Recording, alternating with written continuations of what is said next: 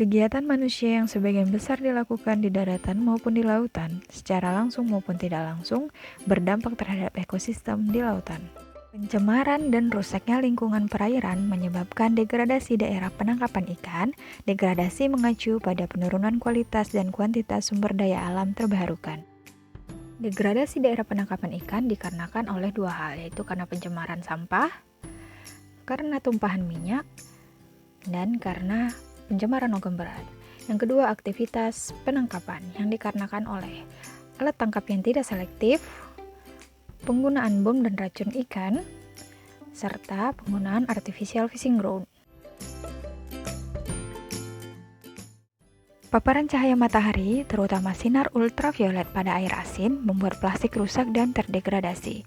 Pada sekelompok bakteri bernama Procolococcus, paparan kimia dari polusi plastik dapat mengganggu perkembangannya. Organisme ini sangat penting karena mereka mampu melakukan fotosintesis dan bertanggung jawab atas produksi 10% dari semua oksigen yang ada di bumi.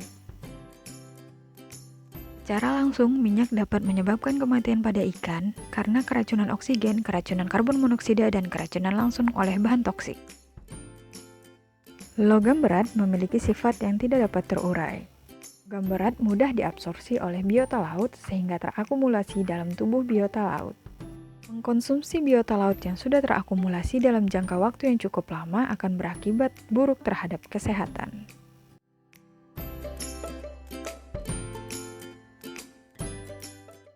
Alat tangkap yang tidak ramah lingkungan seringkali menangkap ikan yang bukan target tangkapannya, seperti ikan berukuran kecil, burung laut, penyu, dan lain-lain. Beberapa alat tangkap juga dapat merusak terumbu karang serta kehidupan yang ada di terumbu karang.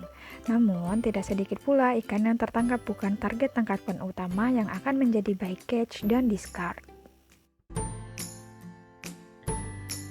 Penggunaan teknologi penangkapan ikan yang bersifat destruktif seperti bom ikan dan racun sangat rentan merusak habitat ikan, bahkan dapat menyebabkan kematian massal telur dan larva ikan di kawasan spawning area dan dapat menurunkan kualitas perairan.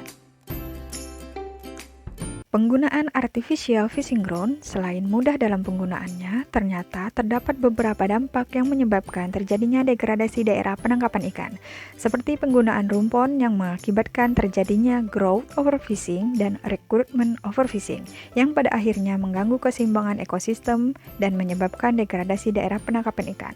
Hal ini dikarenakan penggunaan alat tangkap yang tidak selektif di sekitar rumpon, menyebabkan hasil tangkapan didominasi oleh ikan illegal size dan banyak tertangkap biota laut yang dilindungi. Penggunaan light fishing. Penggunaan cahaya lampu dimaksudkan untuk menarik perhatian ikan agar berkumpul di sekitar cahaya. Ikan-ikan yang bersifat fototaksis positif akan tertarik dan mendekati sumber cahaya, kemudian terjadi interaksi biologis melalui rantai makanan. Penggunaan cahaya ini menimbulkan pro dan kontra. Beberapa penelitian mengatakan bahwa ikan-ikan kecil yang belum layak tangkap dan biota laut yang dilindungi akan tertangkap apabila menggunakan alat tangkap yang tidak selektif.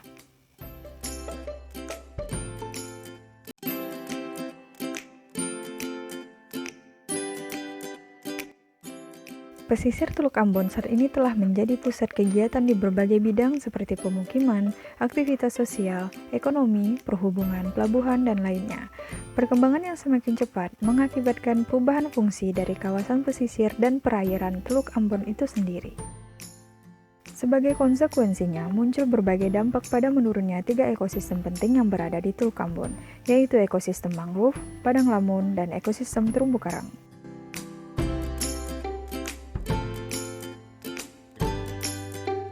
Pemanfaatan lahan saat ini dibandingkan dengan daya dukung dan kesesuaian lahan, terjadi pergeseran pemanfaatan. Kawasan lindung berubah menjadi lahan pertanian kering, sempadan pantai berubah menjadi kawasan bandara, permukiman, dan pertanian lahan kering. Pertanian lahan kering berubah fungsi menjadi kawasan permukiman. Sampah plastik selain dapat membungkus terumbu karang juga mengurangi penetrasi cahaya matahari yang sangat dibutuhkan makhluk hidup.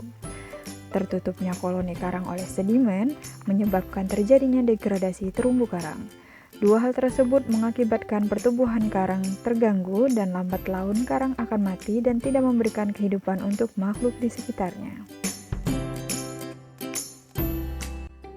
Umumnya, hutan mangrove di Teluk Ambon hilang karena dialihfungsikan menjadi lahan pertanian, pemukiman, dan lainnya.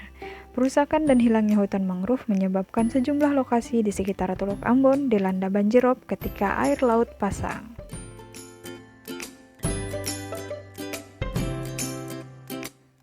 Secara ekologi, hutan mangrove berfungsi sebagai habitat binatang laut untuk berlindung, mencari makan, dan berkembang biak.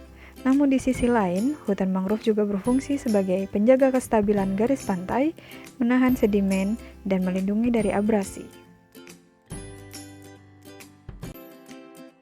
Pada tahun 1970-an, perairan Teluk Ambon terkenal sebagai lokasi berkembang biaknya ikan teri yang dijadikan umpan para pemancing ikan tuna dan cakalang.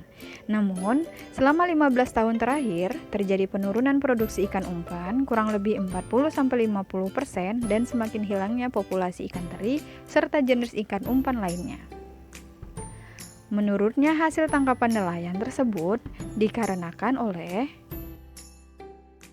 rusaknya kawasan hutan mangrove di Teluk Ambon berdampak pada ekosistem padang lamun dan ekosistem terumbu karang, yang berfungsi sebagai tempat untuk ikan mencari makan, berlindung, melakukan pertumbuhan, serta melakukan pemijahan. Aktivitas manusia menghasilkan karbon dioksida atau CO2 yang merupakan sumber utama penyebab keasaman laut. CO2 bereaksi dengan air melepaskan bikarbonat dan ion hidrogen atau H+. Penambahan konsentrasi CO2 di atmosfer yang sangat cepat menyebabkan penurunan nilai pH air laut. Jika keasaman lautan cukup tinggi, akan melemahkan pertumbuhan dan dapat menyebabkan kematian pada hewan laut dan terumbu karang, serta jutaan spesies hewan laut yang bergantung kepadanya. Dari rusaknya ekosistem mangrove, ekosistem terumbu karang, serta ekosistem padang lamun menyebabkan ikan-ikan bermigrasi ke tempat yang lebih jauh dari perairan Teluk Ambon.